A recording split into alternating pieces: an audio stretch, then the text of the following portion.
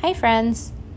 My son turned 13 yesterday, and for his birthday dinner he requested crab legs. We have crab legs in the freezer most of the year. Every time we find it on sale, we go ahead and pick up a couple pounds of it. It is part of our Christmas dinner tradition. Both kids really like crab legs, so that's typically what they choose for their birthdays. So we set a price point, decide that that's what we're willing to pay for these things, and then we fill up our freezer with them as we can. The leftover shells are really easy to process. What we typically do is have everybody put their shells in a bone dish. Then I will line a baking sheet with parchment paper and all of the shells and leftovers and toss them in the oven on the lowest my oven will do, which is 170 degrees Fahrenheit.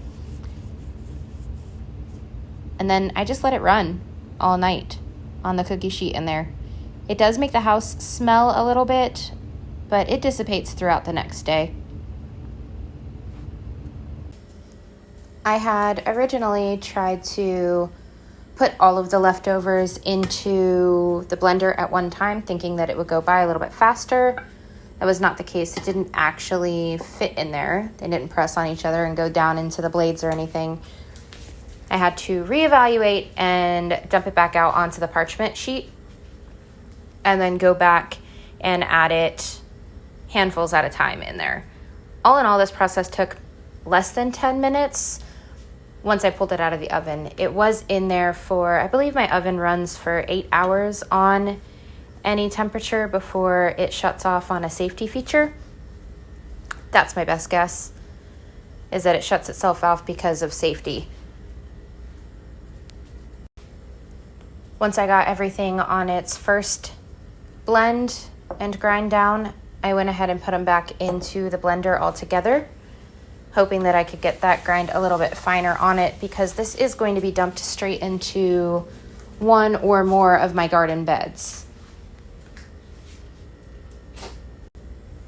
I did this last year, in the spring after my daughter's birthday from her crab leg dinner, and I put it into my tomato beds, and I had glorious tomatoes.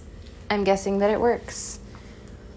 Once I was done getting the crab legs and shells all ground down, I noticed that I had a container of some eggshells on the counter, and I figured I might as well just go ahead and put those in here as well.